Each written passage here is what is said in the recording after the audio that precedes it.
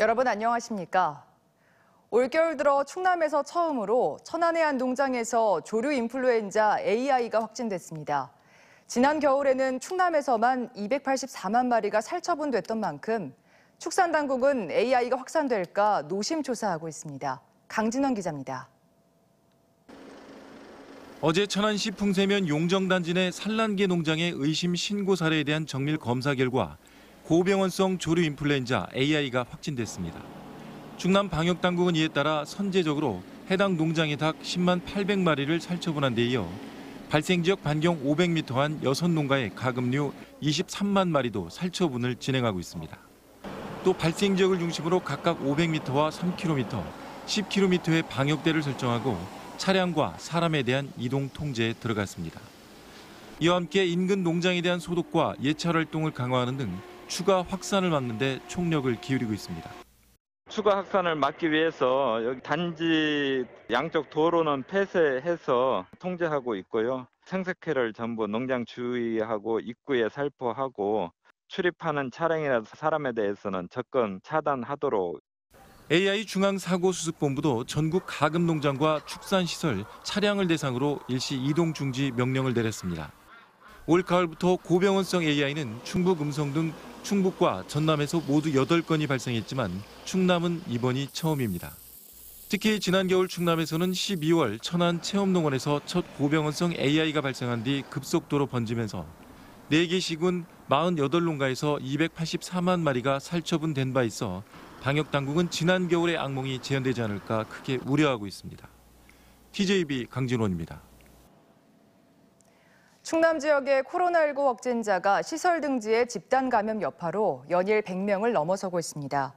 충남에서는 지난 1일 149명이 발생한 뒤 2일 156명, 3일 133명을 기록하다 어제 174명으로 껑충 뛰었습니다. 특히 천안 노인 전문 요양원에서 15명이 신규 확진돼 지난 1일 이후 감염자가 35명으로 늘었고 당진시 합덕읍의 한 목욕탕에서 14명이 추가 발생해 누적 확진 인원은 48명으로 증가했습니다.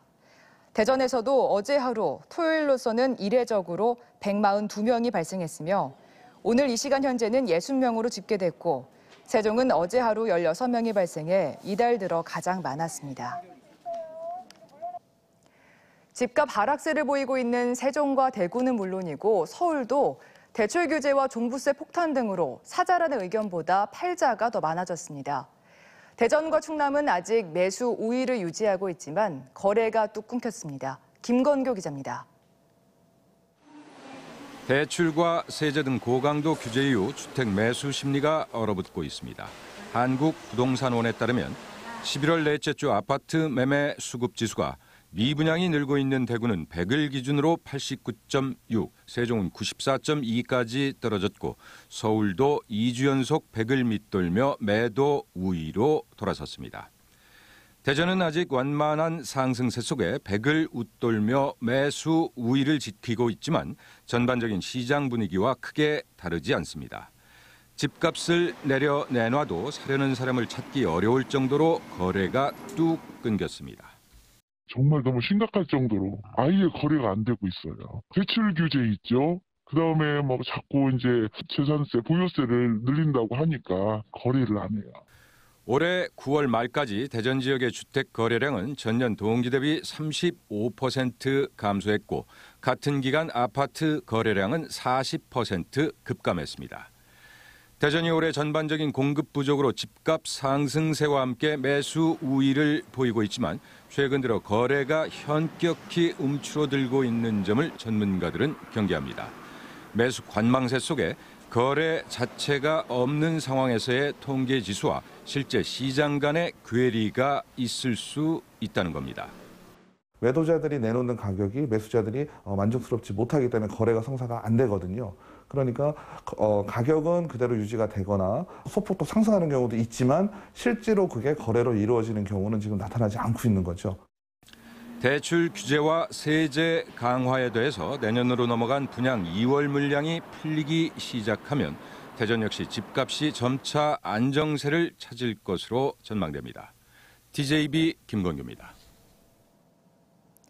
국내에서도 코로나19 변이 바이러스인 오미크론 변이 바이러스에 대한 확산 우려가 커지면서 어떻게 대응을 해야 하는지 궁금해하시는 분들 많으실 텐데요. 과연 전염력은 얼마나 강한지, 또 PCR 진단 검사로 감염 여부를 확인할 수 있는지 관심이 높아지고 있습니다. 이경은 의학 전문 기자입니다. 남아프리카 공화국에서 처음 보고된 오미크론 변이 바이러스는 알파, 베타, 감마, 델타에 이어 5번째 코로나19 변이 바이러스입니다. 국내에서도 나이지리아 여행객 등 첫 변이 감염이 확인됐고 전 세계적으로 빠르게 확산되고 있습니다. 오미크론 바이러스는 최초로 확인된 지 한 달이 안 돼 아직 얼마나 위험도가 있는지 판단하기는 이릅니다. 해외에선 근육통 등 증상이 경미하다는 보고가 있지만 미국에선 코로나19 3차 대유행을 일으킨 델타 변이보다 전파력이 5배가 더 높을 수 있다는 추정이 나오고 있습니다. 오미크론 바이러스 감염 여부를 현행 PCR 검사로 확인할 수 없다는 주장도 제기되지만 사실이 아닙니다. 현행 검사 방법은 변이와 상관없이 코로나19 바이러스 감염 자체는 확인할 수 있기 때문입니다. 돌연 변이가 있더라도 정상을 유지하고 있는 유전자 부위를 PCR 키트가 검출할 수 있기 때문에 믿고 검사를 시행하는 것이 좋겠습니다. 다만 어떤 변이 바이러스에 감염됐는지 확인하는 데는 다소 시간이 걸립니다. 일단 유전자 증폭 검사인 PCR 검사로 코로나 감염 여부를 확인한 뒤 확진자 검체에 대해 전수 분석을 하기 때문에 추가로 시일이 필요합니다. 오미크론 변이 감염이 우려되는 상황에서 기존에 예약된 백신을 접종하는 것이 좋을까요? 결론부터 말씀드리면 접종을 받는 것이 필요합니다. 기존에 개발된 백신이 오미크론 변이에 효과가 있을지는 아직 불확실합니다. 다만 변이가 나타나도 감염 예방 효과가 떨어질 수는 있지만 중증 예방에는 도움이 되기 때문입니다.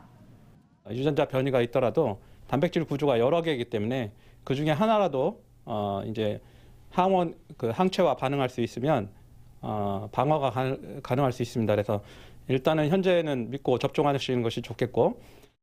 이 때문에 유럽과 미국 등 해외 여러 나라는 부스터샷 3차 접종에 박차를 가하고 있고 우리나라도 추가 접종을 서두르고 있습니다.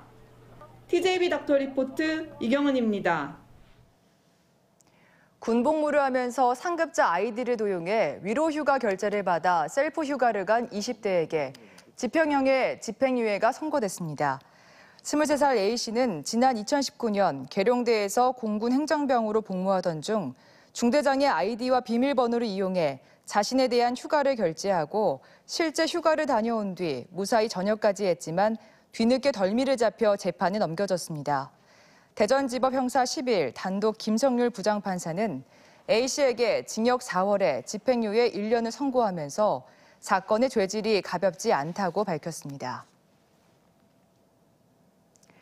오늘 낮 12시 20분쯤 보령시 외연도 인근 해상에서 선장과 승객 13명을 태운 어선이 엔진 이상으로 표류하다 출동한 보령해경에 의해 모두 구조됐습니다.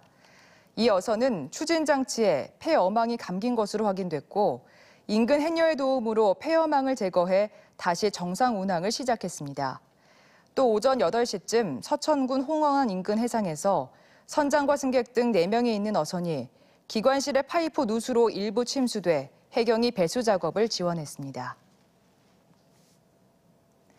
행복도시건설청은 내년 예산이 국회에 제출한 것보다 6억 원이 더 많은 4,038억 원으로 확정됐다고 밝혔습니다. 세부 예산을 보면 정부 부처의 추가 이전을 위한 중앙동 준공에 1,440억 원이 반영됐고 국립박물관 단지 건립 사업에 855억 원, 탄소 감축 관리 시스템 구축 예산 7억 원도 포함됐습니다. 또 행복도시에서 조치원관 도로 257억 원, 대전 외삼에서 유성복합터미널 사이 도로 50억 원, 회덕IC 162억 원 등 광역도로망 7개 사업에 690억 원이 반영됐습니다. 대전시는 과도한 빛 공해로부터 시민 건강을 보호하고 쾌적한 야간 생활 환경을 조성하기 위해 빛 환경 관리 계획을 수립해 내년 6월부터 시행하기로 했습니다. 이를 위해 대전 전역을 보존과 농림, 주거, 상공업 지역 등 4종류로 구분해 조명 환경 관리 구역으로 지정하고 빛 방사 허용 기준을 설정했습니다. 관리 대상 조명은 가로등과 보안등, 공원 등 5개 광범을 조명입니다. 세종시 보건환경연구원은 결핵과 에이즈 등 주요 감염병 8종에 대해 법정 검사 업무를 추가로 개시했다고 밝혔습니다. 올해부터 검사 가능한 법정 감염병 8종은 결핵, 에이즈 외 유행성 이하 전염과 풍진, 라임병, 쯔쯔 가무시증 등이며 세종보건환경연구원은 이번 검사 업무가 추가되면서 모두 55종의 법정 감염병의 확인 진단 능력을 갖게 됐습니다. 또 질병관리청과의 협력을 통해 급성 호흡기 질환 감시망 운영 등 감염병에 대한 상시 모니터링을 진행하고 있다고 밝혔습니다. 산림청은 내년 산림 분야 예산이 올해보다 6.1% 1,536억 원이 늘어났습니다.